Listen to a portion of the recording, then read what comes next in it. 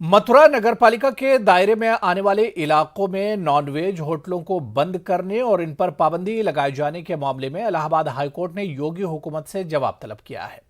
मथुरा के होटल मालिक मोहम्मद मुजाहिद और दीगर 9 होटल मालिकान की तरफ से दाखिल अर्जी पर समाअत करते हुए हाईकोर्ट ने योगी हुकूमत को 1 हफ्ते के अंदर अपना जवाब दाखिल करने का हुक्म दिया। मामले की समाअत करते हुए जस्टिस SD सिंह और जस्टिस शेखर यादव की बेंच ने मथुरा नगरपालिका को भी नोटिस जारी किया है। वाज़ेह है कि योगी हुकूमत ने मथुरा शहर के 22 वार्डों को तीर्थ स्थल करार देते हुए किसी भी तरह के नॉनवेज के फरोख्त पर पाबंदी लगा दी है। अब इस मामले की मजीद समाअत आइंदा 9 मार्च को होगी। मामले की आइंदा समाअत 9 मार्च को होनी है। बिहार के अक़लियती फलाह के वजीर जमा खान ने पटना में न्यूज़ 18 से बातचीत करते हुए कहा कि 2022-23 के माली साल में महकमे अक़लियती फलाह अक़लियतों के मुख्तलिफ मसाइल को हल करने के सिलसिले में काम करेगा, जिसमें सबसे ज्यादा काम तालीम पर होगा। इनका कहना है कि सूबे के सभी अजला में एक अक़लियती रिहायशी स्कूल कायम किया जाना है। महकमे की जानिब से यह कोशिश की जाएगी कि तमाम अजला में स्कूलों के क़याम को यकीनी बनाया जाए। साथ ही बजट में मुख्तसर रकम को पूरी तरह से खर्च किया जाए। जमा खान के मुताबिक स्कूलों की तामीर के साथ महकमे अक़लियती फलाह कर्ज मंसूबा और कोचिंग मंसूबे को जमीन पर लागू करेगा। मैं सबसे पहले आपके द्वारा अपने लोकप्रिय नेता का शुक्रिया अदा करना चाहता हूँ, मोदी साहब का, नीतीश जी का, कि जिन्होंने हमेशा शिक्षा पर उन्होंने जोर दिया है। रही सवाल मेरे अल्पसंख्यक में, माइनॉरिटी में शिक्षा में बहुत दूर था, शिक्षित हमारे बच्चे नहीं हो पाते थे। लेकिन जब हमारी सरकार आई, सरकार आने के बाद इन्होंने शिक्षा पर संख्यक में सारे लोगों को, सिख हों, ईसाई हों, मुसलमान हों, सबकी उन्होंने शिक्षा की बात की, उसकी उन्होंने व्यवस्था की। आपने देखा होगा कि अभी हर जिले के अंदर एक आवासीय विद्यालय खोलना है, रेजिडेंशियल स्कूल खोलना है, जिसका निःशुल्क व्यवस्था पूरा है। लागत लगभग 60 करोड़ है एक स्कूल का। आपको जानकारी होगी कि 6-7 जगह बन रहा है, 9 जगह ज़मीन मिल चुका है, जो बनने जा रहा है। इस पर हम लोग जोर लगाए हुए हैं। माननीय मुख्यमंत्री बार इस पर क्वेश्चन भी करते हैं और बोलते भी रहते हैं जल्दी से पूरा करो। मैं लगा हुआ हूँ। अभी आपने देखा यहाँ अंजुमन इस्लामिया की मिसाल है पटना के अंदर, तमाम चीज़ें जो अल्पसंख्यक के लिए वो करना चाह रहे हैं, जो कभी लोगों ने नहीं किया था। और मैं आपके बीच में कहना चाहता हूँ कि बड़ी अच्छी बात है कि भाई मुस्लिम समाज शिक्षा की कुछ चल भी रहा है। अभी आपने देखिए हज भवन के अंदर हमारे बच्चे भी, आप जब भी जाइएगा तो आप पुलिस का रहा हो या कांस्टेबल, मतलब कि दरोगा का हो, SDO BDO का हो, ISF जो भी हो, सारा कोचिंग हम लोग कराते हैं, डिपार्टमेंट हमारा कराता है और फ्री व्यवस्था की जाती है कि मारूफ शिया रहनुमा मौलाना कल्बे जवाद ने कहा कि उनका दैरीना मुतालबा पूरा होने जा रहा है, क्योंकि जम्मू कश्मीर वक्फ बोर्ड तश्कील दिया जा रहा है। इस सिलसिले में 4 रुकनी कमेटी भी बनाई गई है। मौलाना कल्बे जवाद ने कहा कि कुछ मौलवियों और सियासी रहनुमाओं की मुखालिफत के बावजूद जम्मू कश्मीर वक्फ बोर्ड तश्कील दिया जा रहा है, जिसके लिए हम वज़ीर आज़म मोदी, अमित शाह और LG मनोज सिन्हा के शुक्रगुजार हैं। खुशी और मसरत की बात है कि हमारा कदीम मुतालबा पूरा हो रहा है और जम्मू कश्मीर के वक्फ बोर्ड की तश्कील हो रही है। इसके लिए हुकूमत ने अभी 4 मेंबरों का इंतखाब किया है और इसके लिए हम शुक्रगुजार हैं। हमें अपने मुल्क के जो हमारे सरबराह हैं जनाब मोदी जी साहब का, और हम शुक्रिया अदा करते हैं अमित शाह साहब के, जिनसे मुलाकात करके हम कश्मीर गए थे और उसके बाद वहाँ के जो मुतालबात थे वो हमने लाकर उनको पेश किए थे। इसके बाद ये मुतालबा हमारा पूरा हुआ। राजनाथ साहब ने इसमें मेहनत की। इसी तरह से कश्मीर के जो गवर्नर साहब हैं मनोज सिन्हा साहब, उनकी भी इस पर मेहनत शामिल है। अगरचे कुछ मौलवी इसके मुखालिफ रहे और कुछ सियासी लीडर्स के मुखालिफ रहे, और मुखालिफ वही हैं कि जिनका ज़ाती नुकसान हो रहा है और उनके ऊपर बेईमानियों का इल्ज़ाम है, लेकिन आवाम का ज़बरदस्त इस पर फ़ायदा है। इंशाअल्लाह कि अल्लाह का शुक्र कि वो नाकाम रहे और आवाम की वहाँ की फतह हुई है और हुकूमत ने हमारी बात को माना है। हम उनका शुक्रिया अदा करते हैं और इंशाअल्लाह इससे बेहतरीन काम अंजाम पाएंगे और जो बेईमानियाँ हैं वो ख़त्म होंगी, तो नाजायज़ कब्ज़े हैं वो ख़त्म होंगे। मध्य प्रदेश के मुख्तलिफ शहरों में हिंदू तंजीमों के जरिए लाउड स्पीकर से होने वाली अजान के खिलाफ शुरू की गई तहरीक पर मध्य प्रदेश जमीयत उलमा ने अपनी सख्त नाराजगी का इजहार किया है। MP जमीयत उलमा के सदर हाजी मोहम्मद हारून ने लाउड स्पीकर से होने वाली अजान और मसाजिद के दस्तावेज की जांच का मुतालबा करने वाली तंजीमों के खिलाफ सख्त कार्रवाई का मुतालबा किया। जमीयत उलमा का कहना है कि नाम निहाद तंजीमों के जरिए न सिर्फ मुल्क की पुरअमन फजा को खराब किया जा रहा है बल्कि वज़ीर-ए-आज़म नरेंद्र मोदी के मौक़िफ़ सबका साथ सबका विकास की भी खिलाफ वर्जी की जा रही है। वाज़ेह कि इंदौर से मसाजिद में लाउड स्पीकर से होने वाली अजान की मुहिम मालवा निमाड़ होते हुए अब महाकौशल में दाखिल हो गई है और जबलपुर में विश्व हिंदू परिषद और बजरंग दल के जरिए अब मसाजिद के दस्तावेजात की जांच का भी मुतालबा शुरू किया गया है। हमारे नुमाइंदे मेहताब आलम ने MP जमीयत उलमा के सदर हाजी मोहम्मद हारून से खास बातचीत की। मसाजिद में लाउड स्पीकर से होने वाली अजान का तनाज़ा मध्य प्रदेश में ख़त्म होने का नाम नहीं ले रहा है। एक तहरीक जनवरी में इंदौर से शुरू हुई थी, लेकिन वो मध्य प्रदेश के अलग अलग शहरों से होती हुई जबलपुर पहुंच गई है। अब मामला सिर्फ अजान तक का नहीं बल्कि मसाजिद के दस्तावेज की जांच करने तक भी पहुंच गया। इस पर बातचीत करने के लिए हमारे साथ मध्य प्रदेश जमीयत उलमा के साथ हाजी हारून साहब मौजूद हैं। इनसे ज़्यादा हाजी साहब जो है बात जो है सूती आलूदगी इसके लेकर लाउड स्पीकर तक आई, लेकिन अब मसाजिद के दस्तावेज भी जाँच करने की मांग की जा रही है। बिस्मिल्लाहिर्रहमानिर्रहीम। असल में मुल्क हमारा है, हमारे से मतलब ये कि यहाँ के तमाम बाशिंदे हिंदू, मुसलमान, सिख, ईसाई, बौद्ध, जैन, पारसी, खुदा को मानने वाले, खुदा को न मानने वाले, सबका ये मुल्क है और एक अजीम मुल्क है, प्यार भरा मुल्क है।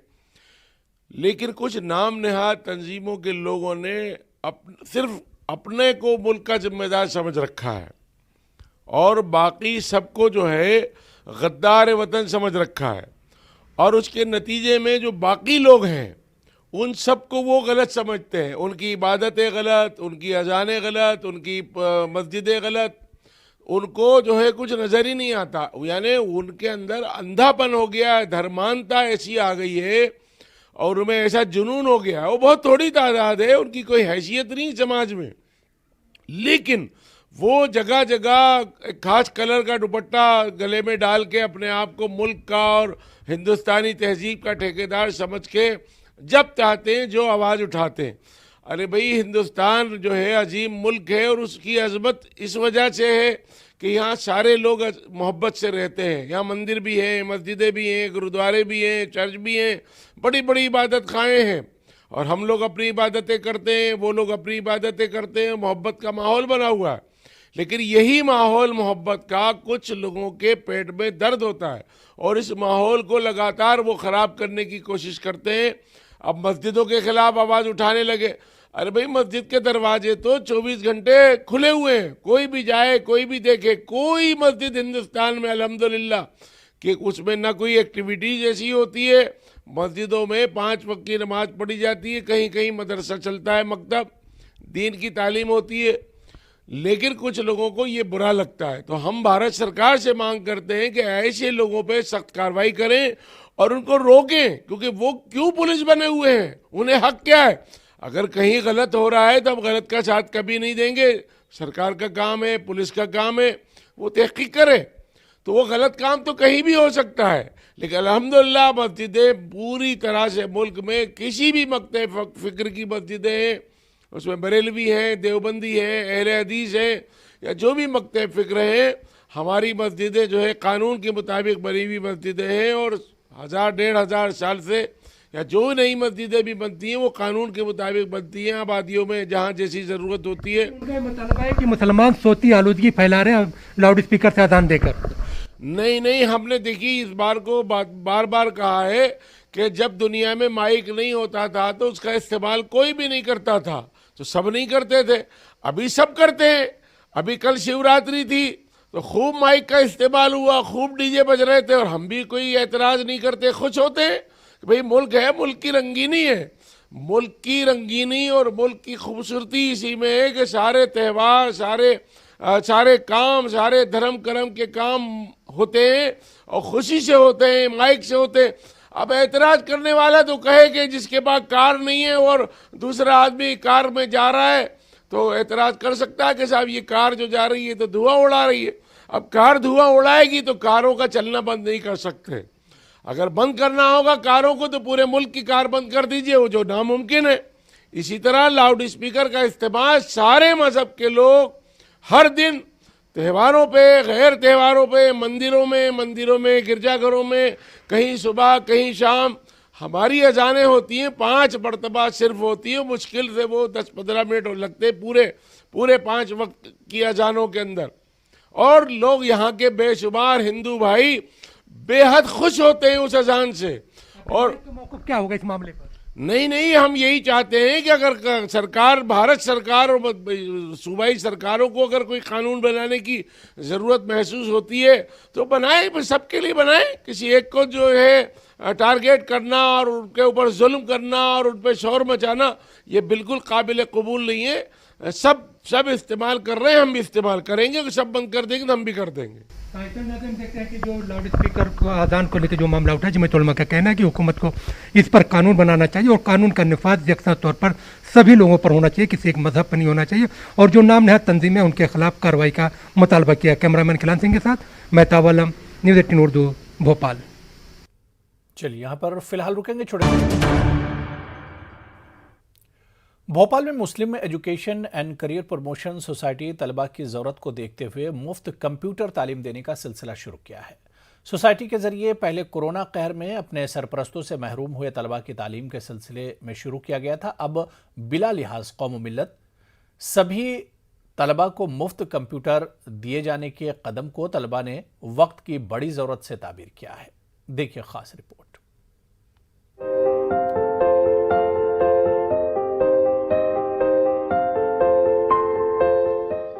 मुस्लिम education and career promotion society तालीम के मैदान में अपनी इनफरादियत से हर गुजरते वक्त के साथ नई तारीख रकम करती जा रही है। सोसाइटी के जरिए इब्तदाई सालों में सिर्फ मेरिट में आने वाले तलबा को स्कॉलरशिप देने का काम किया जाता था। उसके बाद सोसाइटी ने वक्त की ज़रूरत को देखते हुए समाज के पसमानदा तबकात की तालीम के लिए उन्हें स्कॉलरशिप देना शुरू किया। और जब कोरोना कहर में अपने सरपरस्तों से महरूम हुए तलबा के सामने तालीमी सिलसिला जारी रखने को लेकर मसाइल आए तो सोसाइटी ने बड़ा कदम उठाया और ऐसे तलबा को स्कॉलरशिप जारी करके तालीमी सिलसिले को जारी किया। अब एक कदम और बढ़ाते हुए सोसाइटी ने बिला लिहाज कौम मिल्लत सभी तलबा को मुफ्त कंप्यूटर तालीम देने का सिलसिला शुरू किया है। इस ताल्लुक से सोसाइटी के सेक्रेटरी डॉक्टर जफर हसन कुछ इस तरह बताते हैं। देखिए, कोरोना के मौके पर हमने ये देखा कि ऑनलाइन सारे काम होने लगे, तो इससे कंप्यूटर की इफादियत और अहमियत और बढ़ती हुई नज़र आई। इसके साथ अभी जो हमने देख रहे हैं हम कि आईटी सेक्टर में ख़ास तौर से जो लोगों ने बहुत अच्छे कोर्सेज कर लिए हैं, वो बीई कर चुके हैं, एमबीए कर चुके हैं, बीबीए करे हुए हैं, लेकिन उसके बाद भी जॉब्स नहीं है और वो छोटी छोटी जॉब्स के लिए परेशान हैं। तो जो हमारे एक्सपर्ट थे उनसे जब हमारी बात हुई तो उन्होंने कहा देखिए ये दौर जो है वो कंप्यूटर का दौर है और उसमें बहुत सारे कोर्सेज ऐसे हैं कि अगर बच्चे बहुत मामूली क्वालिफ़िकेशन के साथ अगर उनको कर लेते हैं तो उनको बहुत अच्छी जॉब अपॉर्चुनिटीज़ हैं, क्योंकि कंपनीज़ एक हद तक आपकी क्वालिफ़िकेशन देखती हैं, लेकिन असल में तो आप प्रैक्टिकली कितना जानते हैं सिस्टम के बारे में, कितना काम कर सकते हैं उसके ऊपर वो चेक करते हैं। तो हमने कोशिश ये की है कि किसी तरह से बच्चों को पाइथन, जावा, आर्टिफिशियल इंटेलिजेंस, इस तरह के कोर्सेज जो बहुत ही कम मुद्दत में किए जा सकते हैं वो करवाए जाएँ ताकि उनको जॉब्स लेने में आसानी हो और वो बड़ी कंपनीज़ को ज्वाइन कर सकें। ये हमने बिल्कुल फ्री ऑफ कॉस्ट रखा है। अलबत्ता बच्चों में सिंसियरिटी रहे इसके लिए हमने 1000 रुपये कॉशन मनी के तौर पे इनसे जमा करवाए हैं और ये कहा है कि अगर आपकी परसेंटेज अटेंडेंस यहाँ पर 95% रहेगी तो वो हम आपको वापस कर देंगे। उसके पीछे मकसद सिर्फ ये है कि उनके अंदर संजीदगी रहे। Muslim education and career promotion society के जरिए शुरू की गई मुफ्त कंप्यूटर तालीम में तलबा और तालिबात दोनों के लिए यकसा तौर पर मौक़े फराहम किए जा रहे हैं और उन्हें सिर्फ कंप्यूटर लर्निंग या बेसिक कंप्यूटर तालीम नहीं दी जा रही है, बल्कि कंप्यूटर की वो तालीम दी जा रही है जिसके जरिए वो मार्केट में अपना काम कर सकें। It is very crucial since हम ऐसी फील्ड में हैं जहां अगर आप 40 इयर्स के भी हो जाओ आपको कॉन्स्टेंटली लर्न करना है और यहाँ पे हम लोग को जो सिखाया जा रहा है वो हमें सिलिकॉन वैली और ऐसी कंपनीज़ के लिए रेडी कर रहा है जहाँ जाके हम जॉब एलिजिबल हो जाएं, मतलब हम ऐसे प्रिपेयर हो जाएं कि हमारे सिवा लोगों का काम ना हो। और ये लोग ना सिर्फ लड़कों के लिए बल्कि लड़कियों के लिए भी बहुत एफर्ट्स दे रहे हैं, जैसे कि मैं हम लोग इनिशियली हम लोग के लॉजिक बिल्ड करने में बहुत इशूज़ थे but they had helped us a lot. Sir ये आज जो कटिंग एज टेक्नोलॉजी है बेसिकली वो कंप्यूटर्स और कंप्यूटर प्रोग्रामिंग की है। सिलिकॉन वैली हो चाहे इंडिया में साउथ हैदराबाद वगैरह हो, वहाँ पे यही बेसिकली हमें स्किल्स यूज़ करना होती हैं। तो ये तो एक कटिंग एज टेक्नोलॉजी है जो मिकैप्स हमको सिखा रही है और हम उसको इंशाल्लाह कॉर्पोरेट सेक्टर में यूज़ करेंगे। सर एज अ स्टूडेंट मुझे बहुत ज़्यादा इकोनॉमिकली सपोर्ट यहाँ से मिल रहा है, फ़ी वगैरह लगभग नील है। उसके अलावा ये लोग स्कॉलरशिप्स दे रहे हैं, टेस्ट के बाद विनर्स को प्राइजेस देते हैं, तो मुझे कॉन्फिडेंस भी बूस्ट होता है, मेरा स्किल्स भी मेरी बढ़ रही हैं और उसके साथ इकोनॉमिकली भी मुझे बहुत ज़्यादा सपोर्ट यहाँ से हो रहा है। सोसाइटी के जरिए अभी इब्तिदाई तौर पर कंप्यूटर तालीम के लिए तलबा का एक बैच शुरू किया गया है, लेकिन जैसे जैसे तलबा की तादाद में इजाफा होता जाएगा इसके मज़ीद बैच शुरू किए जाएंगे ताकि ज़्यादा से ज़्यादा तलबा मुफ्त कंप्यूटर तालीम हासिल करके रोज़गार हासिल कर सकें और अपने आप को खुद कफील बना सकें। भोपाल से महताब आलम की रिपोर्ट। न्यूज़ 18 उर्दू के लिए भोपाल से महताब आलम की रिपोर्ट। यूक्रेन से हिंदुस्तानी तलबा की वापसी का सिलसिला जारी है। अलीगढ़ की तालिबा माधवी भी यूक्रेन से सही सलामत अपने घर पहुंची, इसके बाद उन्होंने हुकूमत का शुक्रिया अदा किया। बच्ची से जैसे फोन पे बात हो रही थी और जैसा न्यूज में देख रहे थे तो उससे हम लोग बहुत डरे हुए थे और वहाँ की सिचुएशन देख के लग रहा था कि बच्चे हमारे किस तरह वापस लौटेंगे और हमारी रातों की नींदें उड़ चुकी थी। रात भर हम सोचते रहते थे कि भगवान बस किसी तरह हमारा बच्चा हमारे पास सुरक्षित वापस आ जाए। भारतीय सरकार ने इतनी तत्परता से बच्चों का एवैक्यूएशन वहाँ से कराया है, इसके लिए वो बहुत बहुत धन्यवाद के पात्र हैं कि भाई उन्होंने इतनी जल्दी बच्चों को वहाँ से बॉर्डर से लेके और बिना किसी खर्चे के अपने माता पिता तक सुरक्षित पहुँचाया है। इसके लिए हम उनके लिए तहे दिल से आभारी हैं। बहुत अच्छा लग रहा है, बहुत अच्छा लग रहा है, क्योंकि वहाँ जैसे हालात थे, जहाँ ऐसा माहौल बना हुआ था तो उसको सुन के बहुत डर लग रहा था। और सच में हम थैंकफुल हैं इंडियन गवर्नमेंट के, क्योंकि हमें इतनी जल्दी उम्मीद नहीं थी। यही लग रहा था कि अभी टाइम लग जाएगा बच्चों की लिफ्टिंग में, लेकिन बहुत कम समय में हमारे बच्चे हमारे पास हैं और हम बहुत खुश हैं इस चीज़ को लेके। अलीगढ़ मुस्लिम यूनिवर्सिटी की मौलाना आज़ाद लाइब्रेरी का नाम एशिया की सबसे बड़ी लाइब्रेरी के तौर पर लिया जाता है, लेकिन कोरोना वबा के बाद से ये लाइब्रेरी आज पहली बार तलबा के लिए खोली गई। पहले मरहले में सिर्फ रिसर्च स्कॉलर्स को ही लाइब्रेरी में बैठकर रिसर्च करने की इजाज़त मिली है। पहले दिन आज पहुंचे रिसर्च स्कॉलर बहुत पुरजोश नजर आए और लाइब्रेरी में पढ़ते रहे। ताहम गुफ्तगू में उन्होंने कहा कि हुकूमत ने कॉलेज और यूनिवर्सिटी खोलने में ताखीर की। एमयू की लाइब्रेरी प्रोफेसर निशात फातिमा ने कहा कि जब से कोरोना शुरू हुआ है अब लाइब्रेरी का बाकायदा आगाज़ हुआ है। वो ऑलमोस्ट जब से कोविड शुरू हुआ है 2020 में, उसके बाद से अब फॉर्मली ओपन हुई है। बीच में थोड़ी देर वक्त के लिए हुई थी, लेकिन फिर वो जब सेकेंड वेव आई तो बंद हो गई थी। तो अब फॉर्मली हम लोगों ने लाइब्रेरी को ओपन कर दिया है फॉर स्टूडेंट्स, रिसर्च स्कॉलर्स, और जैसे जैसे हमारे स्टूडेंट्स आते रहेंगे हम उसे उनके लिए एक्सेस देते रहेंगे। गवर्नमेंट का डिसीजन भी एक तरह से ठीक था कि भाई क्योंकि कोविड था और बहुत ज़्यादा फैला हुआ था। सेकेंड वेव में यहाँ पर बहुत कंडीशन बहुत वर्स्ट हो चुकी थी। हम लोग भी काफ़ी हद तक डरे हुए थे, अपने घरों में थे, और वो एक अच्छा ही डिसीजन हम कह सकते हैं कि वो उसको जो बंद करने का। हाँ, ये थोड़ा सा लगता है कि शायद थोड़ा सा देर हो गई लेने में। अगर इसको थोड़ा सा पहले ले लेते कि क्योंकि हम लोग इस बात को देख रहे थे कि हर चीज़ को खोल दिया गया था। तकरीबन 2 साल बाद हम लोग लाइब्रेरी आए हैं और 2 साल बाद ये लाइब्रेरी खुली, बहुत अच्छा लग रहा है, क्योंकि आप जानते हैं हम शोधार्थियों के लिए लाइब्रेरी कितनी महत्वपूर्ण है। जिस तरह से हालात चल रहे थे और ये लाइब्रेरी खुलना हमारे लिए बहुत सौभाग्य की बात है, क्योंकि रेगुलर आना, रेगुलर पढ़ना और इतनी सारे रिसर्च जर्नल हैं, यहाँ पे किताबें हैं, हमें प्रोवाइड होती हैं, तो बहुत अभाव में दिन गुजर रहे थे, मगर अच्छा लग रहा है। अलीगढ़ डिस्ट्रिक्ट कोर्ट में गुज़िश्ता दिनों आई कुछ शिकायतों के बाद आज सर्किल ऑफिसर की क़यादत में कोर्ट के अंदर रैंडम चेकिंग प्रोग्राम चलाया गया, जिसमें हर शख्स की तलाशी ली गई। गौरतलब है कि गुज़िश्ता दिनों कोर्ट में कुछ मुश्तबा अफराद के घूमने और शरपसंद अनासिर की मौजूदगी की खबरें मंजर आम पर आई थीं, जिसके बाद आज पुलिस ने सख्ती बरतते हुए ये चेकिंग प्रोग्राम चलाया।